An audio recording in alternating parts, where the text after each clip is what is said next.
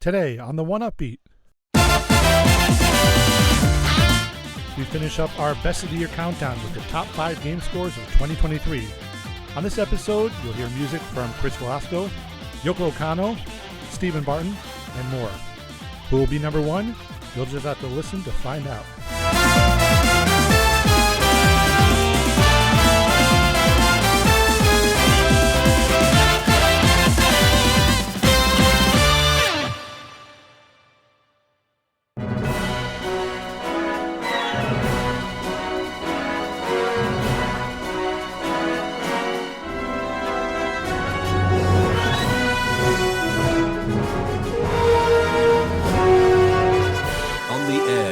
Streaming on the web since 1996, this is the Cinematic Sound Radio Network.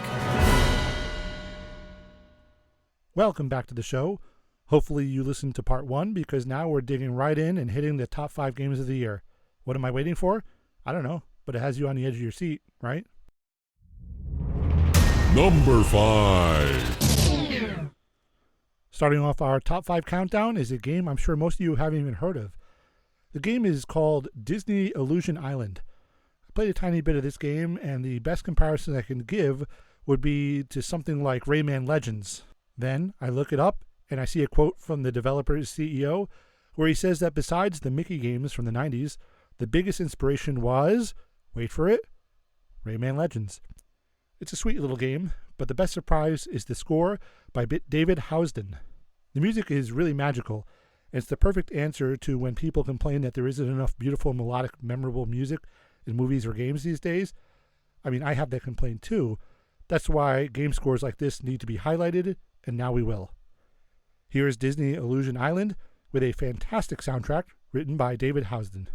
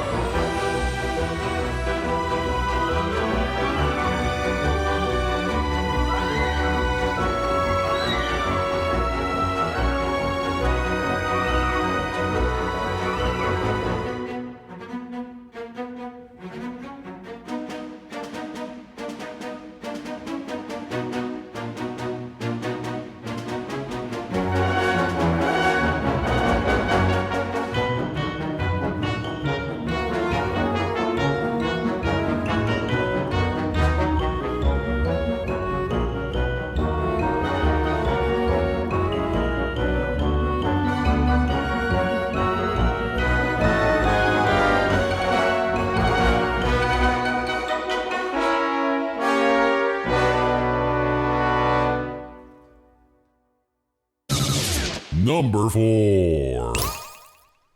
When I first saw Fae Farm, I rolled my eyes and tuned out. Ever since Animal Crossing hit it big in 2020, every indie game and their indie game dev mothers tried making a comfy farm game. It became a joke after a while, where game after game during showcases were just comfy farm games. The reason Fae Farm stood out was because I saw the words composed by Chris Velasco. Huh? That Chris Velasco? If you're not already familiar with Velasco, he's known for way darker games, like most recently he did Carrion and Lords of the Fallen. He's also had a hand in God of War, Battleborn, Resident Evil, Mass Effect, Injustice, on and on and on. None of those are even in the same stratosphere as comfy game number 7896. And what a score it is. Can we be honest? Outside of heavy hitters like Animal Crossing or Stardew Valley, the music in most of these comfy games are really low quality stuff. But then you have Velasco on Fae Farm, where he shows his absolute mastery with the orchestra. I honestly didn't know he knew how to write like this. Back around the release of the game, he tweeted that he originally tried to get out of doing this score for the game since it was so out of his comfort zone, but that it ended up being one of the most rewarding scores he's done. And we're all better off for it. Here's the music from Fae Farm, with music by Chris Velasco.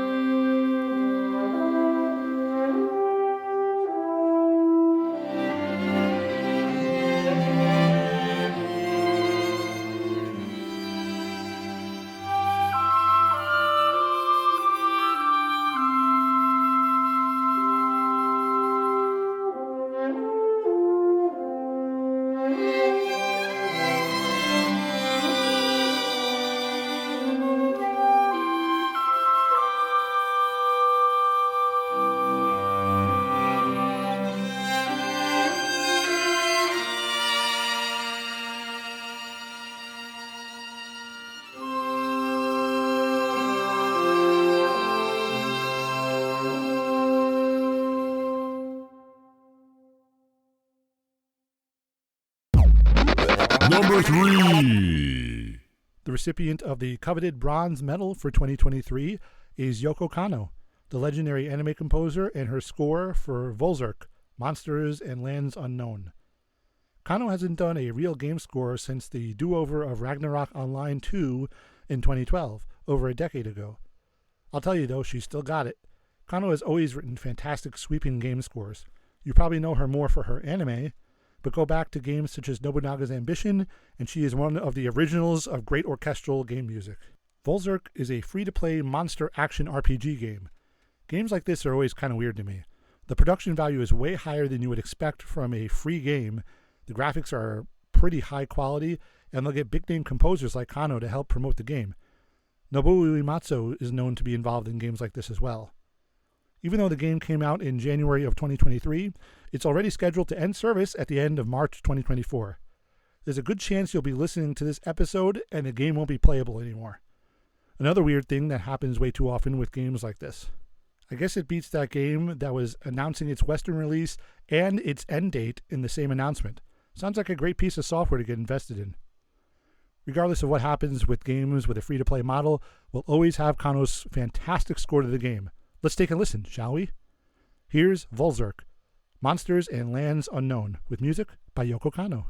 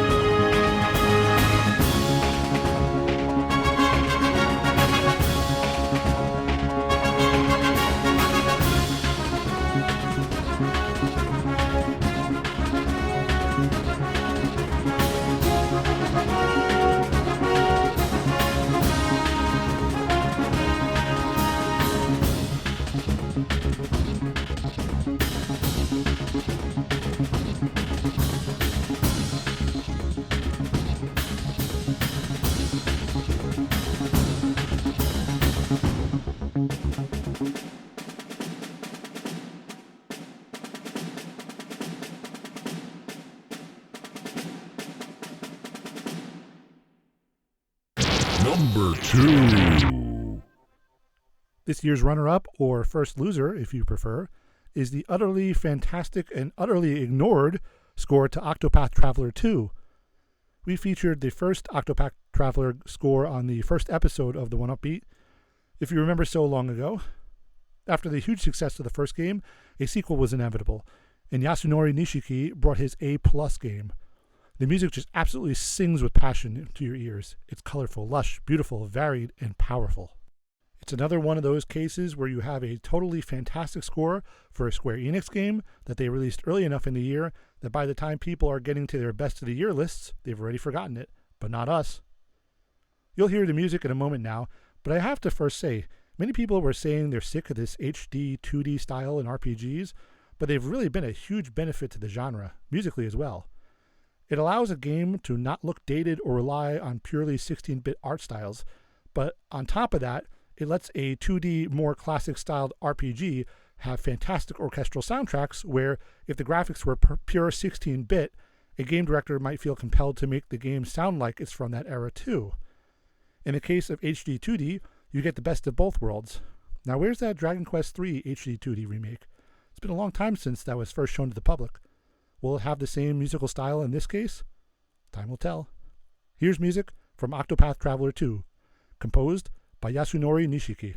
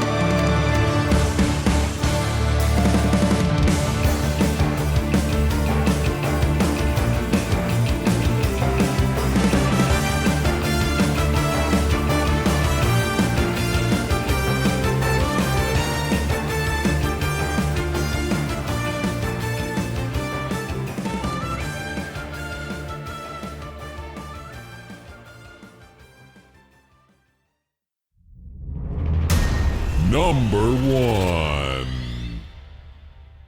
As usual, there's really an argument that any of the games in the top 5 this year would be an easy number 1 any other year, but at the end of the day, you have to ultimately choose one if you're doing a best of the year countdown. I guess you can cheese out and say all 5 are tied for number 1, but what's the fun in that? So how do you decide what is the objective best score of the year? Personal preference, of course. This year's best score is, of course, Star Wars Jedi Survivor by Gordy Hobb and Stephen Barton. I know that's sort of a boring answer since the first game's score was number 1 way back in 2019, but I think the context of where we are both musically and Star Warsly should be taken into consideration here. Some people are going to be upset by my saying this, but I know everyone listening knows it's true. Star Wars is completely dead. Yeah, they're still coming out with various projects, but it's basically completely gone from the public consciousness. Whereas many years ago, the announcement of a new Star Wars project, like a TV show or movie, would be a major cultural news event, bleeding over into mainstream news, nowadays, similar announcements are met with a shrug and wondering when it's going to be canceled, and then proceeding to forget it even happened. It's kind of the case with the music, too. One of the best ways of getting new Star Wars music, besides the film scores, was through video games, as we've covered here on the show before. There was something about Star Wars that uniquely inspired composers so that just about every score for a game, or in one case a book, was extra special. Now that the brand is basically an abandoned corpse, various people of varying levels of talent try to claim Star Wars for their own, insisting that Star Wars isn't Star Wars, or that it could be anything, and that's just not true. It was because Star Wars was Star Wars that people loved it, for its unique qualities, and that's why Jedi Survivor's score is so good, and has been praised with many award nominations as well. Barton and Hobb are a dream team. They understand Star Wars down to the tiniest DNA fragment and composed an original score that pays tribute to John Williams in classic Star Wars style, with their own new themes, but it undoubtedly sounds like Star Wars. Just as the first game's score was the pinnacle of quality music making and production, so is Jedi Survivor's. You have the nice big full orchestra recorded at Abbey Road Studios. It's like it's a real Star Wars project. Have I gushed enough? Let's just play the music already. Here's your number 1 score for 2023, Star Wars Jedi Survivor, composed by Stephen Barton and Gordy Hobb. Thanks for listening to the show today, and don't forget to come back next time when we do Best of the Rest, where we'll do a nice little lightning round of all the other fantastic scores released in 2023. You won't want to miss it, believe me.